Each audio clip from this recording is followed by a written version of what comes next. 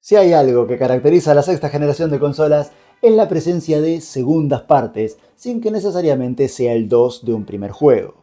Continuaciones de franquicias nacidas en la quinta generación que resultaron significativas para nosotros y que, aunque nos hayan satisfecho, al mismo tiempo también nos dejaron con ganas de más.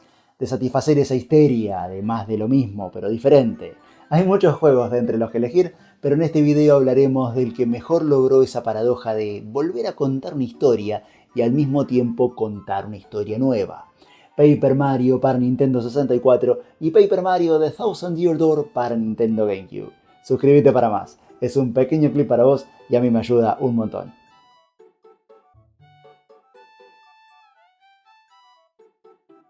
Hola gente, ¿cómo les va? Es muy fácil conectar las memorias y emociones dejadas por juegos como Resident Evil 2 y Metal Gear Solid para PlayStation 1 con Resident Evil 4 y Metal Gear Solid Sons of Liberty para PlayStation 2.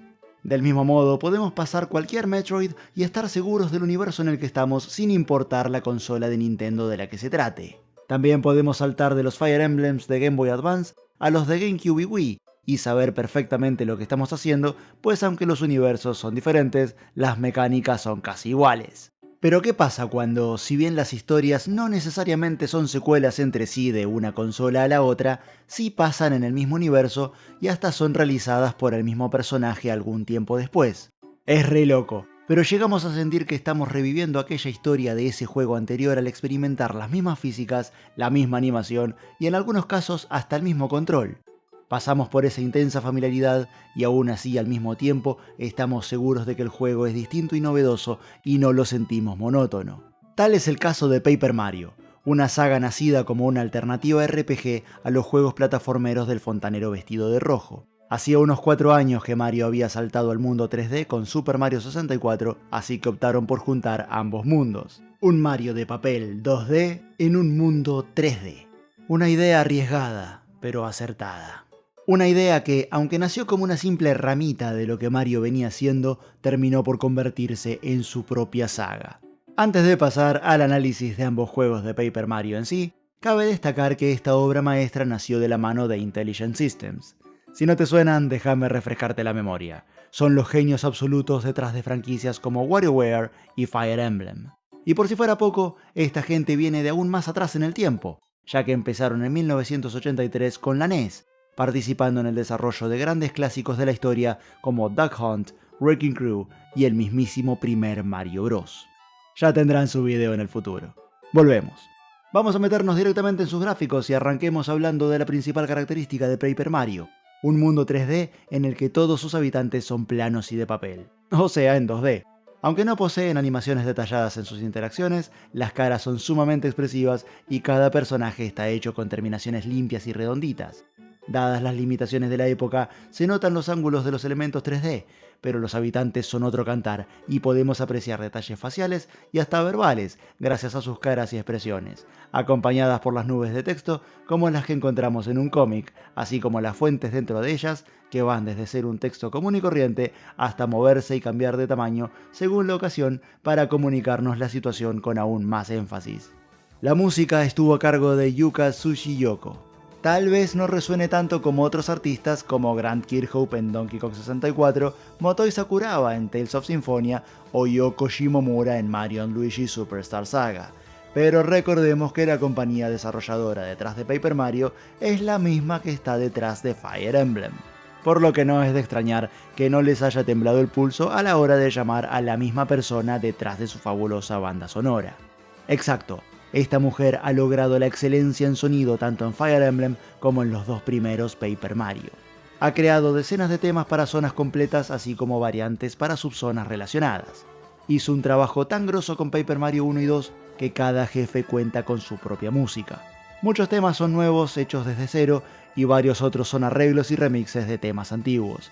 Nintendo siempre fue conocido, entre otras cosas, por darnos esa amalgama perfecta entre novedad y nostalgia, y Yuka estuvo a la altura de esto. Las historias son sumamente largas. Están divididas en capítulos, manejan una gran amplitud e intensidad, y al mezclar el sistema de batalla, la música, los puzzles y la exploración, son capaces de atraparte desde la primera hora de juego. Como todo RPG, Los comienzos tienen una pequeña chance de sentirse algo lentos al principio, pero como siempre, date algo de tiempo y muy rápidamente llegarás al punto en el que no querrás soltar el control. En Paper Mario, Bowser nuevamente ha secuestrado a la princesa, pero esta vez hay una diferencia notable. Cansado de ser derrotado por Mario vez tras vez, el rey de los Koopas investiga la causa de que sus deseos no se cumplan, y descubre que los espíritus estelares, encargados de cumplir los deseos de las personas, todo este tiempo estuvieron ignorando los suyos al considerarlos egoístas. Furioso al enterarse de esto, irrumpe en Starhaven, encarcela a los espíritus y se hace con la varita estelar que estos estaban protegiendo, y así empieza a conceder sus deseos él mismo. Pide ser capaz de derrotar a Mario, con lo que obtiene un poder inigualable y con gran facilidad lo vence, quedándose no solo con la princesa, sino con todo el castillo completo. Inconsciente y con su vida pendiendo de un hilo, Mario es hallado por los espíritus estelares justo a tiempo, le transfieren algo de su poder y logran estabilizarlo. Una pequeña Goomba lo encuentra desmayado en el bosque y consigue transportarlo a su casa. Luego de varios días dormido, durante los cuales sueña con los espíritus solicitando su ayuda, Mario despierta y conoce a la familia de la niña que lo encontró. De ella surge Goombario, el primero de varios compañeros con los que está destinado a encontrarse. Ya recuperado, parte para cumplir su misión: encontrar a los espíritus estelares y liberarlos de las garras de los secuaces de Bowser. Solo ellos, una vez reunidos, pueden neutralizar los efectos de la varita estelar y volver a Bowser a la normalidad. Pasando a sus mecánicas, hay mucha tela para cortar. El supramundo, u overworld en inglés, es muy variopinto. Hay muchísimas locaciones, varias formas de transportarse entre ellas y decenas de ítems con los que interactuar. A los cientos de enemigos presentes en el camino se les agregan distintas razas de habitantes, bloques escondidos, tiendas, puzzles y mucho más. Párrafo aparte, en este punto merecen las batallas. Son por turnos, sí, pero hay decenas de ataques posibles y cada uno tiene su propio comando, como se los conoce. El salto básico requiere apretar A justo al caer sobre el enemigo, el martillo básico nos pide tirar el stick hacia atrás y soltarlo, etc. A medida que avancemos obtendremos nuevas técnicas que resultarán más fuertes, intensas y variadas, aunque también tendrán un comando más complejo. Comandos que van desde apretar rápidamente un botón para llenar una barra, hasta apretar botones random en la que será una prueba de reflejos para aumentar el daño provocado.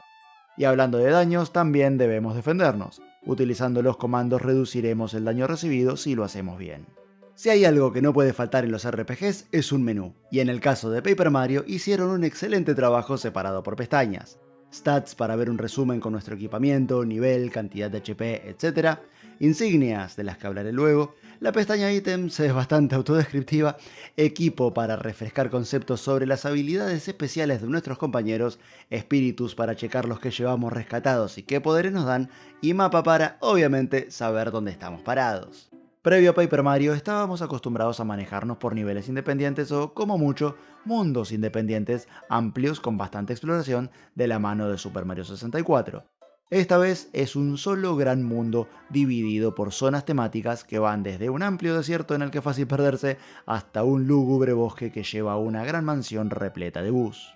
Aunque llamativas y significativas, estas zonas solo son áreas contenedoras de puntos de interés más importantes, pues luego de resolver algunos puzzles y mandados, llegaremos a los destinos más importantes en los que los espíritus se encuentran capturados.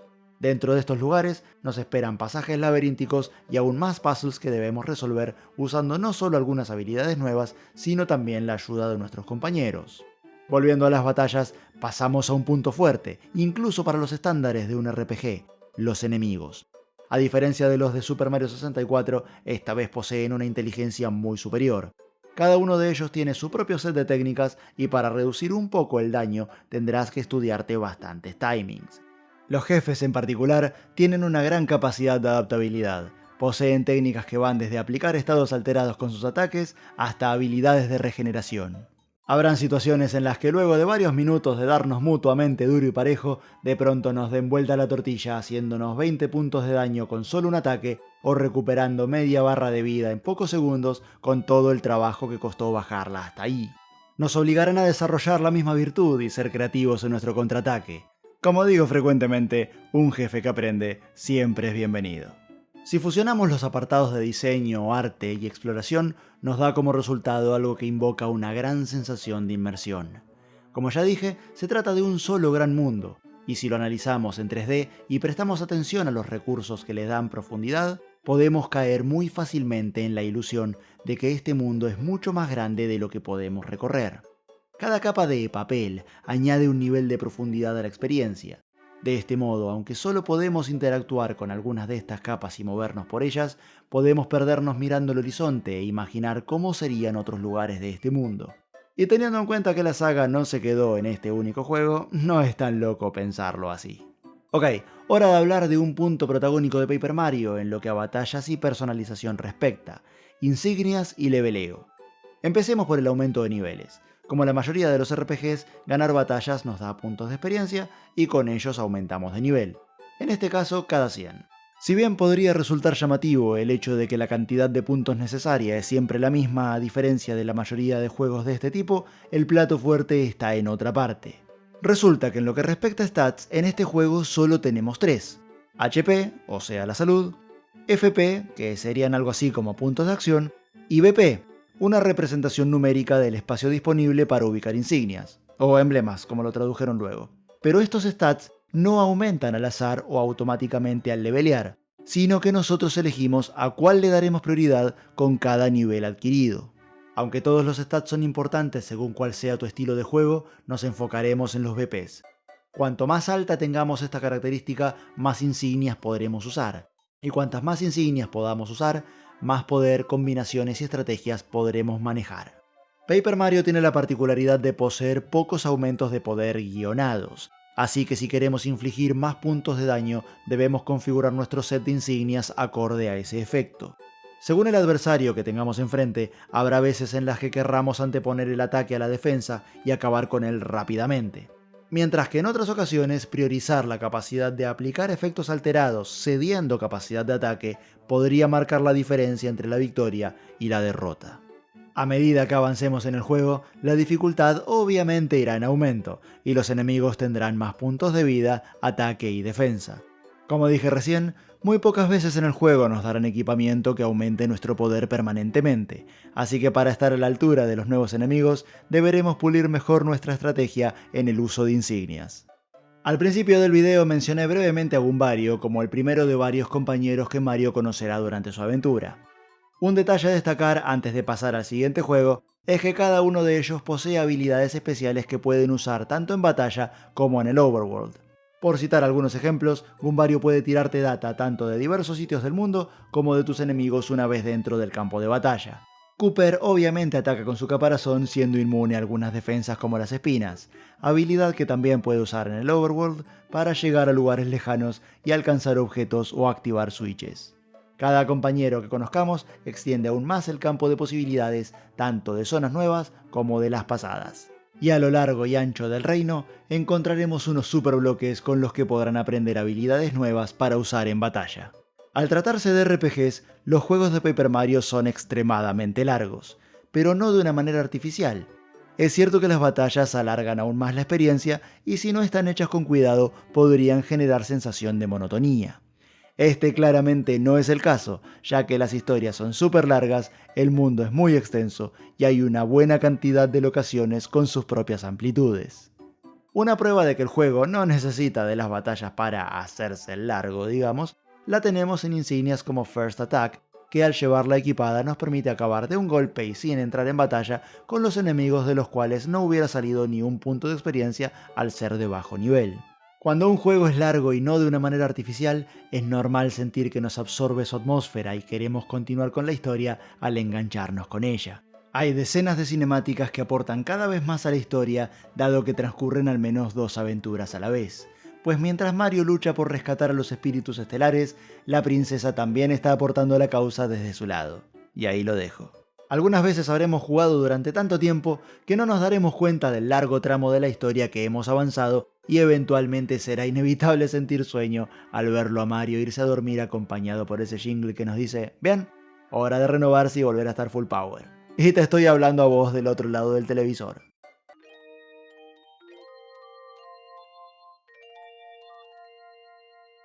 Vamos directamente al segundo juego de la saga, Paper Mario The Thousand Year Door.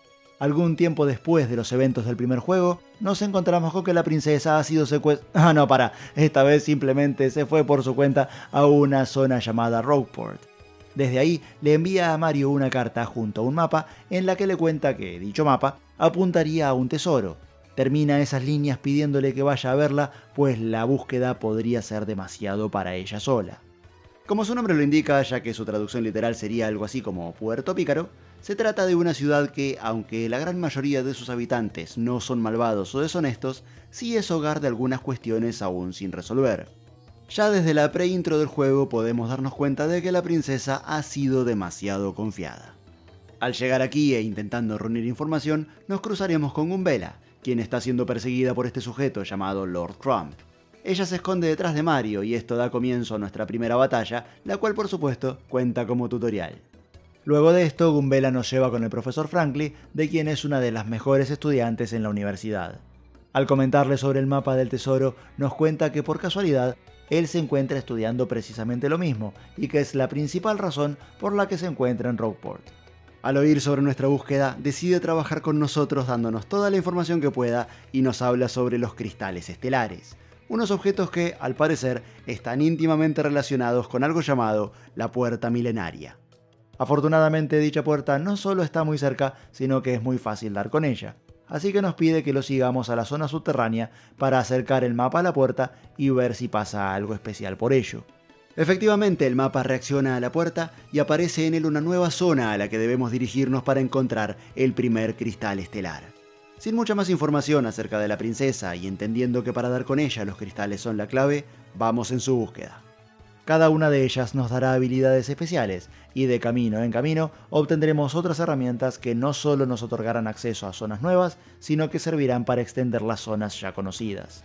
Si la historia anterior te gustó, esta otra te va a encantar. No solo es más profunda, sino que también puede durar varias horas más. Sin contar las misiones secundarias, que aunque no son muchas, de hecho solo es una, más los favores del centro de problemas o de servicios personalizados como se lo localizó luego, nos harán pasar algún tiempo extra profundizando en mecánicas más avanzadas. Las insignias regresan, tanto nuevas como conocidas, así como su capacidad de aumentar sus efectos si equipamos 2 iguales o más, característica con la que ya veníamos acostumbrados y a gusto desde el juego anterior. Tal y como te podés imaginar al ver a Gumbella, no solamente tenemos compañeros nuevos, sino que varios de ellos tendrán habilidades similares a la generación anterior. Tales son los casos al comparar, por ejemplo, a Coops con Cooper, Gumbella con Gumbario o Vivian con Bow. Pero no todos son similitudes, también hay técnicas nuevas. Al igual que antes, podemos aumentar los poderes de nuestros compañeros y permitirles ganar nuevas habilidades. Aunque esta vez no será encontrando superbloques, sino recolectando Shine Sprites. Por cada 3 Shines que encontremos, Merlon nos ayudará aumentando el nivel del compañero que le digamos. Con esto no solo ganará técnicas nuevas, sino que también aumentará su HP, porque, dicho sea de paso, esta vez nuestros compañeros también pueden recibir daño y quedar knockout. Así que no solo te conviene traer más de un Life Room con vos, sino también prestar atención a cuánto HP le queda a cada uno, ya que si uno de ellos cae, automáticamente consumirá este ítem para volver a la pelea, y si a Mario le queda poca vida y también lo noquean, podrías caer en un hermoso Game Over. Y hablando de vida y knockouts, en esta segunda entrega Mario tiene una nueva habilidad defensiva solo para los más experimentados en los timings de los enemigos, la Super Guard. Es como la defensa común, pero en lugar de apretar A, hay que apretar B. Con esta técnica no solo podés evadir completamente el daño, sino que si el ataque de tu adversario es de contacto, funcionará como contraataque y le harás un punto de daño. Pero cuidado, es mucho más exacta que la defensa común y tu margen para hacerla correctamente es literalmente una fracción de segundo. Ok, cerremos el caso. ¿Cómo hace Paper Mario The Thousand Year Door para invocar a la nostalgia? Llevarnos a una historia que ya conocemos y desde ella contarnos una historia completamente nueva. Respuesta corta, lo hace utilizando recursos audiovisuales emocionalmente poderosos. Existen sí algunos pequeños detalles compartidos que hasta podrían pecar de ser directamente iguales, como la desaparición de la princesa, la cantidad de espíritus estelares y cristales estelares que hasta tienen nombres parecidos, o el intercambio de trozos de estrella por insignias.